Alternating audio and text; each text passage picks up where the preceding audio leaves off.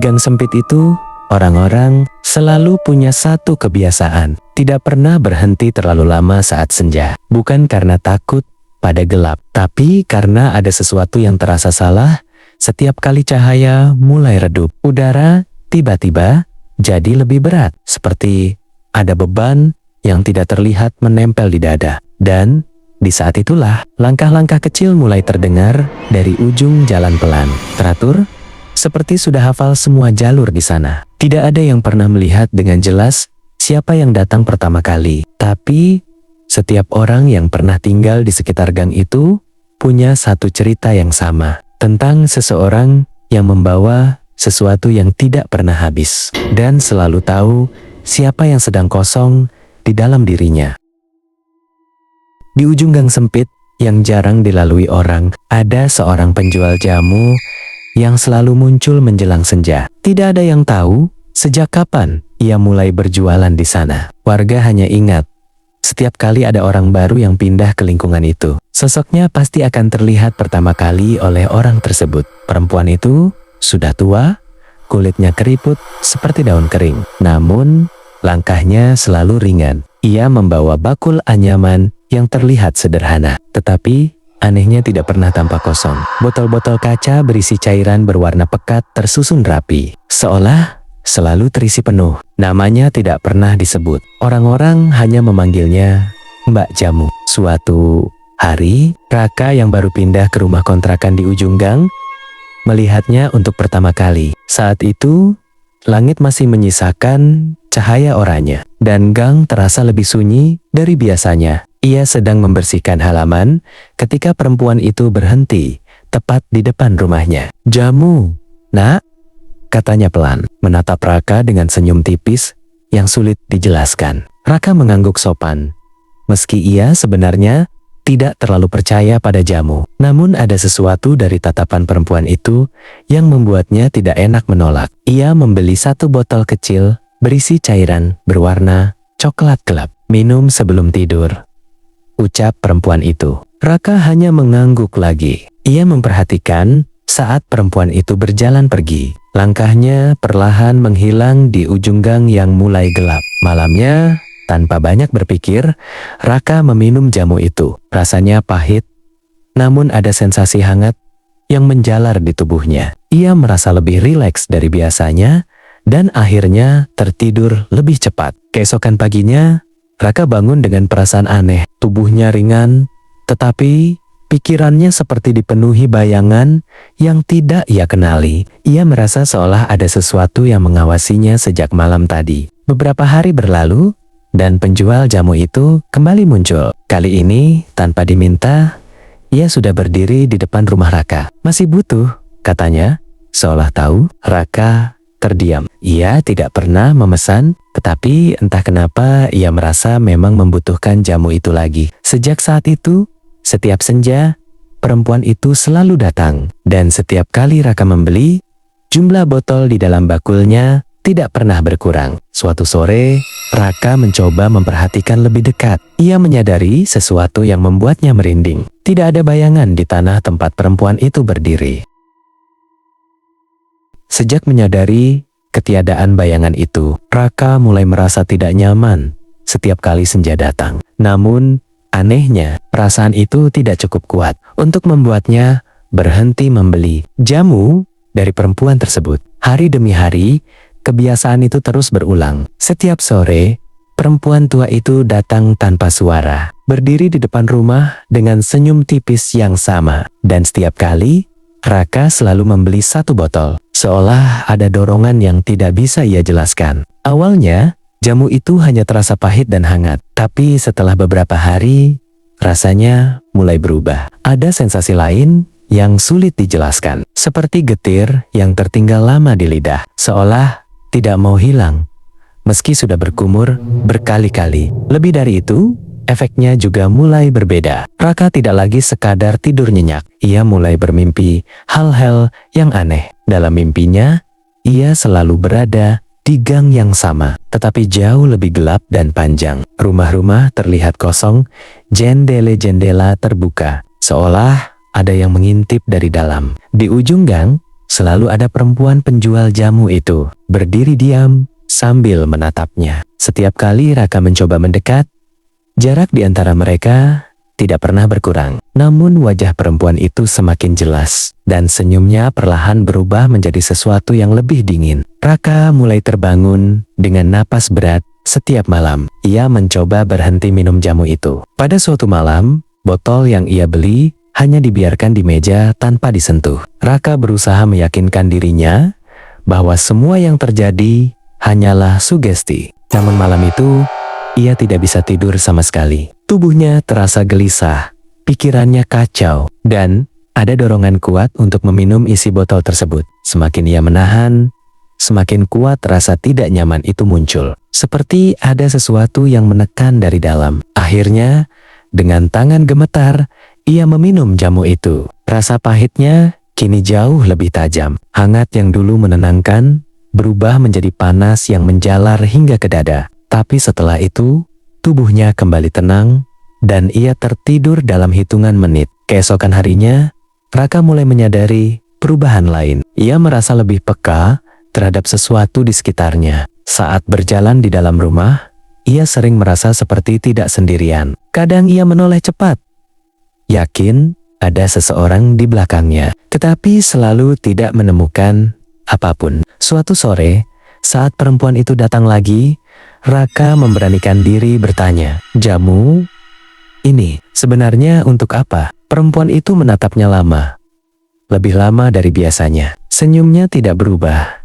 tetapi matanya terlihat lebih dalam. Untuk membuka, jawabnya pelan. Raka mengernyit. "Membuka apa?" Perempuan itu tidak langsung menjawab. Ia hanya menyerahkan satu botol seperti biasa. "Kalau sudah waktunya, kamu akan tahu sendiri." Saat Raka menerima botol itu, jari mereka sempat bersentuhan. Kulit perempuan itu dingin. Bukan sekadar dingin biasa, tetapi seperti sesuatu yang tidak memiliki kehidupan.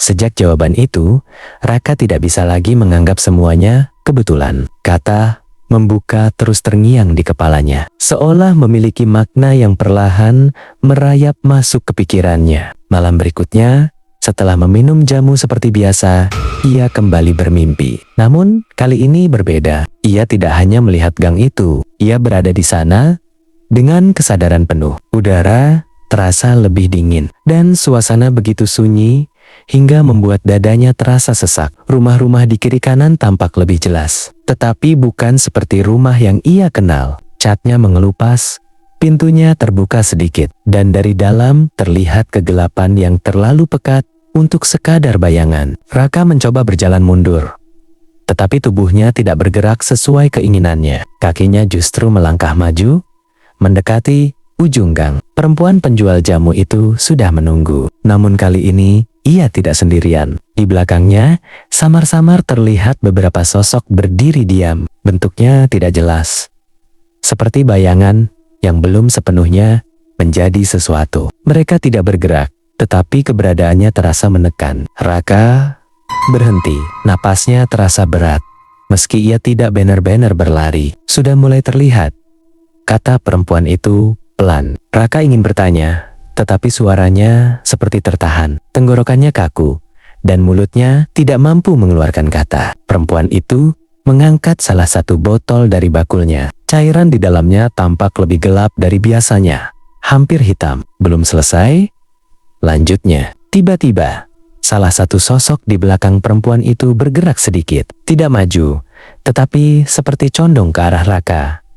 Dari kegelapan, perlahan terlihat bentuk wajah yang tidak utuh, seolah belum selesai dibentuk. Raka tersentak dan akhirnya terbangun. Keringat dingin membasahi tubuhnya. Jantungnya berdetak cepat, dan untuk beberapa saat ia tidak berani menggerakkan tubuhnya sama sekali. Namun yang membuatnya benar-benar ketakutan bukanlah mimpi itu. Di meja samping tempat tidurnya, botol jamu yang ia minum tadi malam tidak kosong. Masih ada sisa cairan di dalamnya. Padahal ia yakin telah meminumnya sampai habis. Dengan ragu, Raka mengambil botol itu. Ia mendekatkannya ke wajah, memperhatikan cairan yang tampak lebih pekat dari sebelumnya. Saat ia menatap lebih lama, Ia merasa seperti ada sesuatu yang bergerak sangat halus di dalamnya. Bukan gelembung, bukan bayangan biasa, seperti sesuatu yang mencoba muncul ke permukaan. Raka segera menaruh botol itu kembali.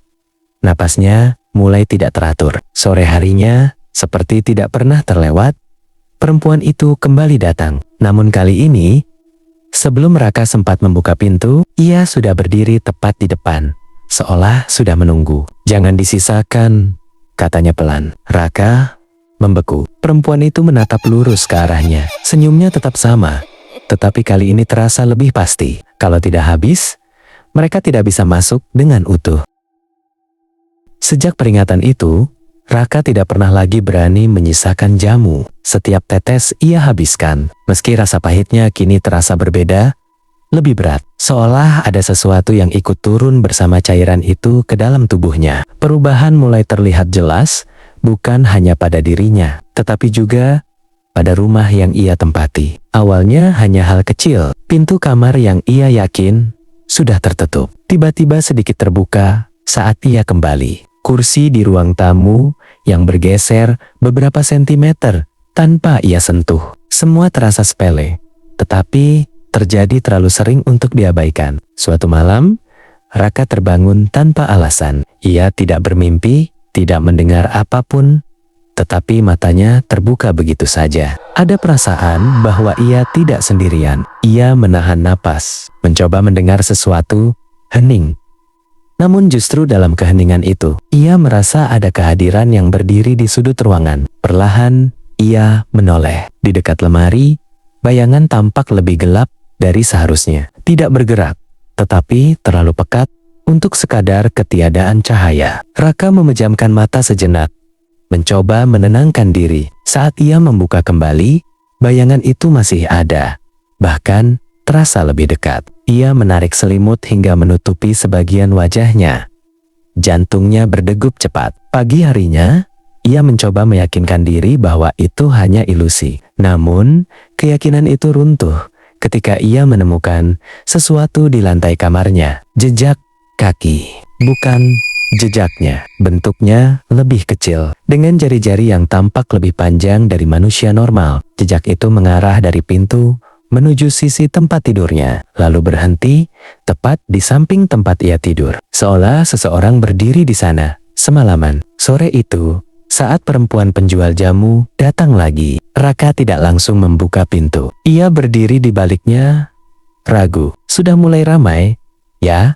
Suara perempuan itu terdengar pelan dari luar. Raka membeku. Perlahan, ia membuka pintu. Perempuan itu tersenyum seperti biasa, seolah tidak ada yang aneh. "Apa maksudnya?" tanya Raka dengan suara pelan. Perempuan itu tidak langsung menjawab. Ia hanya menyerahkan satu botol jamu. "Rumah itu tidak pernah benar-benar kosong," katanya akhirnya. Raka menatapnya tajam. "Ini karena jamu itu?" Perempuan itu menggeleng pelan. "Bukan karena jamunya," ucapnya, "tapi karena kamu sudah membuka." Raka merasakan tenggorokannya kering. Mereka hanya butuh jalan. Saat Raka menerima botol itu, ia kembali merasakan sentuhan dingin dari tangan perempuan itu. Namun kali ini, rasa dingin itu tidak langsung hilang, seolah tertinggal di kulitnya. Malamnya, saat Raka mencoba tidur, ia menyadari sesuatu yang membuat tubuhnya kaku. Di balik pintu kamarnya, ada bayangan yang terlihat melalui celah bawah. Bayangan itu tidak bergerak pergi. Ia justru menunggu. Bayangan di bawah pintu itu tidak pernah pergi. Raka menatapnya lama dari atas tempat tidur.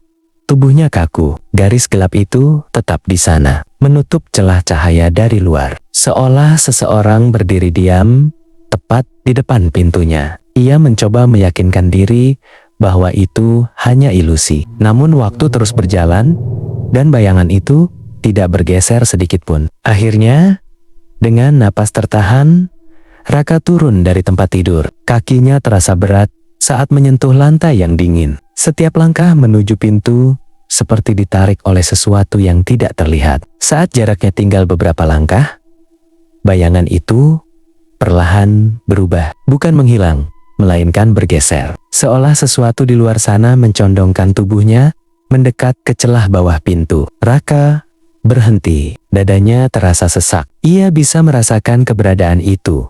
Tepat di balik pintu, tanpa perlu melihat, tangan Raka terangkat perlahan, mendekati gagang pintu. Jemarinya gemetar. Tetapi dorongan untuk membuka semakin kuat. Sama seperti saat ia menahan diri untuk tidak meminum jamu. Saat tangannya hampir menyentuh gagang, bayangan itu tiba-tiba mundur. Celah di bawah pintu kembali kosong. Raka terdiam. Napasnya terputus sejenak. Ia tidak jadi membuka pintu. Perlahan, ia mundur dan kembali ke tempat tidur. Tetapi, matanya tidak pernah lepas dari pintu itu, hingga akhirnya tertidur dalam kelelahan. Pagi harinya, ia membuka pintu dengan ragu. Tidak ada apapun di luar. Lorong rumahnya tampak seperti biasa. Sunyi dan kosong. Namun di lantai, tepat di depan pintu, ada jejak. Bukan hanya satu. Kini lebih banyak.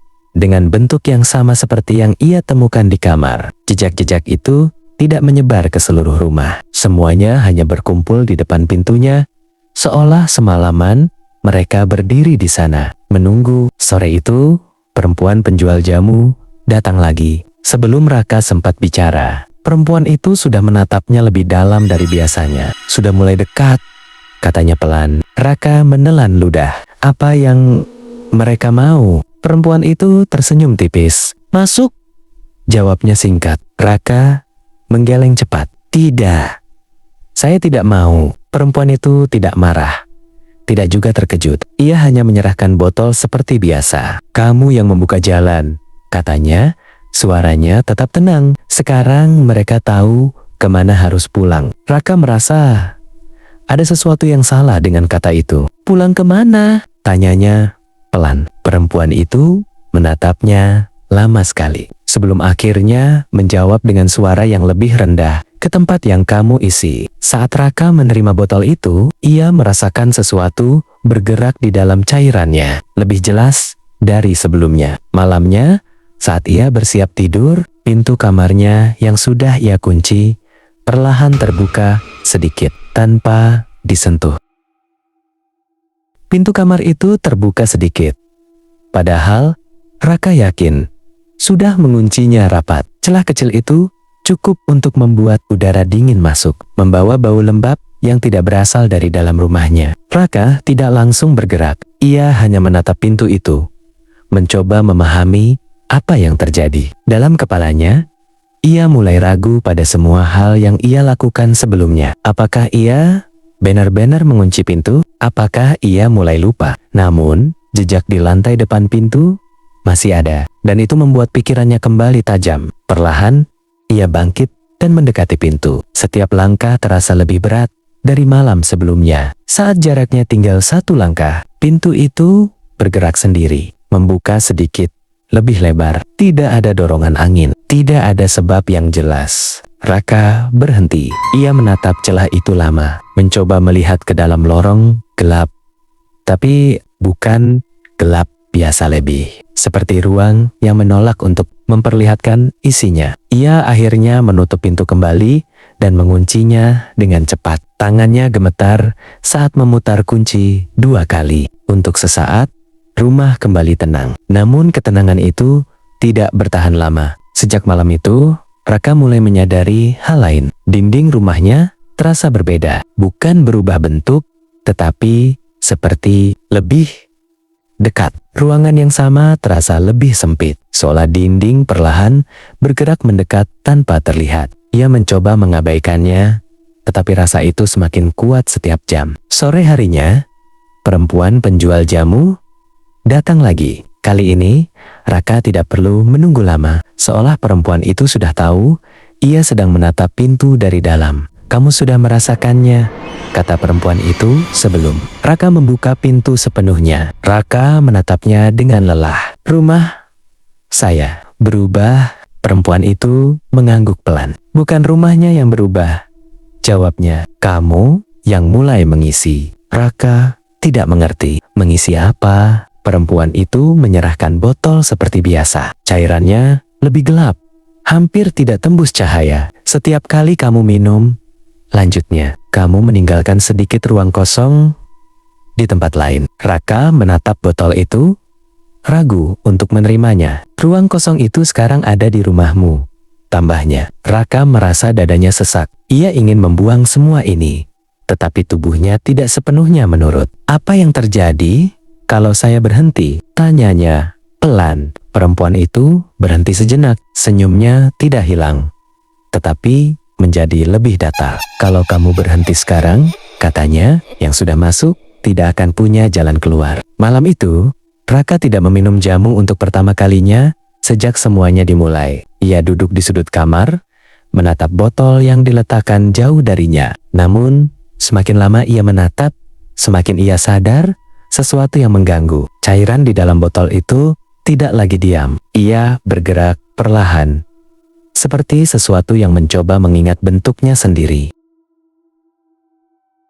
Raka tidak tidur semalaman. Botol jamu itu ia jauhkan, tetapi matanya terus kembali menatapnya. Seolah benda itu memiliki tarikan yang tidak bisa ia lawan. Setiap kali ia memalingkan wajah, ada perasaan bahwa sesuatu di dalam botol itu bergerak lebih cepat. Rumahnya kini terasa asing. Lorong yang dulu ia lewati setiap hari tampak lebih panjang dari seharusnya. Sudut-sudut ruangan seperti tidak lagi sejajar. Bahkan suara langkahnya sendiri terdengar berbeda, lebih pelan, lebih berat, seperti bukan berasal dari tubuhnya sepenuhnya. Menjelang subuh, ia akhirnya keluar dari kamar. Rumah itu sunyi, tetapi bukan sunyi yang biasa. Ini adalah sunyi yang terasa penuh, seperti sesuatu sedang menahan suara agar tidak keluar. Di dapur, air keran menetes pelan meski tidak dinyalakan. Di ruang tamu, kursi kayu yang sebelumnya diam kini sedikit bergeser menghadap ke arah lorong. Raka tidak menyentuh apapun. Ia tahu, semakin ia bereaksi, semakin rumah itu menyadari keberadaannya. Sore harinya, perempuan penjual jamu datang lagi. Namun kali ini, Raka tidak membuka pintu. Ia hanya berdiri di baliknya, menunggu. Sudah dekat, suara perempuan itu terdengar sangat jelas, seolah berdiri tepat di dalam rumah. Raka menahan napas. Apa yang dekat? Tidak ada jawaban langsung, hanya jeda panjang. Lalu suara itu kembali. Yang kamu isi sudah hampir penuh. Raka merasakan keringat dingin mengalir di punggungnya. Kalau penuh, apa yang terjadi? Tanyanya. Perempuan itu tidak langsung menjawab. Beberapa detik terasa seperti terlalu lama. Tidak ada lagi yang tertinggal di luar, katanya akhirnya. Raka mengerutkan dahi. Maksudnya, untuk pertama kalinya, ada perubahan kecil pada suara perempuan itu. Lebih rendah, lebih dekat. Selama ini kamu minum, katanya, bukan untuk dirimu saja. Raka mundur satu langkah. Di saat yang sama, lampu rumahnya berkedip sekali saja. Namun, itu cukup membuatnya sadar bahwa listrik di rumahnya tidak lagi stabil. Ia menatap botol jamu di meja kamar yang terlihat dari lorong. Kini, cairan di dalamnya tidak hanya bergerak. Ia mulai membentuk pola seperti garis, seperti arah, seperti peta, dan garis itu mengarah ke pintu rumahnya. Ketukan terdengar pelan satu kali. Raka membeku. Ketukan kedua tidak datang dari pintu depan, tapi dari dalam rumah, dari arah lorong belakang yang seharusnya kosong. Dan pada saat itu, Raka akhirnya mengerti satu hal yang selama ini ia kira hanya datang, sebenarnya sudah berada di dalam sejak awal. Ketukan dari dalam rumah itu tidak berulang lagi. Namun, justru karena itu, Raka semakin takut. Kesunyian yang muncul setelahnya terasa salah. Seperti sesuatu baru saja berhenti bergerak karena sudah berada di tempat yang diinginkan. Ia berdiri di lorong, tidak berani melangkah kemanapun. Semua pintu kamar terbuka sedikit, meski ia ingat jelas menutupnya satu persatu. Rumah itu bukan lagi sekadar tempat tinggal. Ia seperti wadah yang perlahan diisi. Dari kamar, dari dapur, dari sudut sadet yang tidak pernah ia perhatikan sebelumnya. Udara terasa lebih padat. Bukan panas, bukan dingin, tapi penuh. Botol jamu di meja kamar kini tidak lagi diam. Cairannya berputar pelan, membentuk pola yang semakin jelas setiap detik. Garis-garis itu menyatu, seperti sesuatu yang sedang menyusun arah terakhir. Raka mendekat dengan langkah ragu. Saat ia semakin dekat, botol itu berhenti bergerak. Hening. Lalu, untuk pertama kalinya, cairan di dalamnya naik perlahan ke permukaan, seolah tertarik oleh sesuatu di luar wadahnya. Dan pada saat itu, seluruh lampu rumah padam sekaligus. Gelap. Gelap. Namun, bukan gelap biasa. Gelap yang terasa penuh. Suara perempuan penjual jamu terdengar lagi. Kali ini tidak dari pintu, tidak dari lorong, tetapi dari seluruh rumah sekaligus. Sudah selesai. Raka menoleh cepat ke segala arah, tetapi tidak ada siapapun. Kenapa? Saya, suaranya bergetar. Jawaban datang sangat pelan. Karena kamu yang menerima pertama. Tiba-tiba, botol di tangannya terasa panas. Raka hampir menjatuhkannya, tetapi tangannya justru menahan lebih kuat, seolah ada sesuatu yang menolak untuk dilepaskan. Cairan di dalam botol kini tidak lagi berbentuk cair. Ia mulai meniru sesuatu. Bukan wajah, bukan tangan, tapi ruang. Lorong rumah di sekitarnya mulai berubah bentuk. Dinding tampak bergeser perlahan, seperti rumah itu sedang menyesuaikan diri dengan isi di dalam botol. Raka mundur.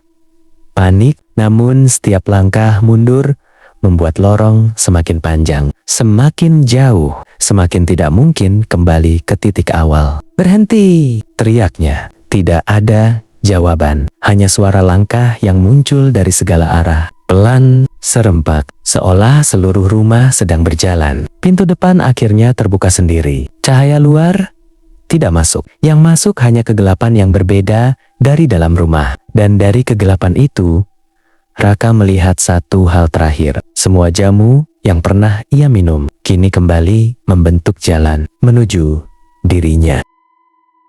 Sejak malam itu, rumah Raka tidak lagi dihuni oleh siapapun yang bisa disebut pulang. Pagi hari, tetangga hanya menemukan gang yang tetap seperti biasa. Sempit, lembab, dan sunyi. Tidak ada tanda keributan, tidak ada jejak yang jelas di luar rumah. Seolah semuanya memang tidak pernah terjadi dengan cara yang bisa dijelaskan. Namun, ada satu hal yang berubah. Setiap senja, gang itu terasa sedikit lebih dingin dari biasanya. Udara di ujung jalan seperti menebal, dan bau samar jamu kadang muncul tanpa sumber yang pasti. Bukan bau segar, tapi bau pahit yang tertinggal lama di lidah dan ingatan. Orang-orang yang lewat sering merasa tidak nyaman tanpa alasan. Mereka mempercepat langkah.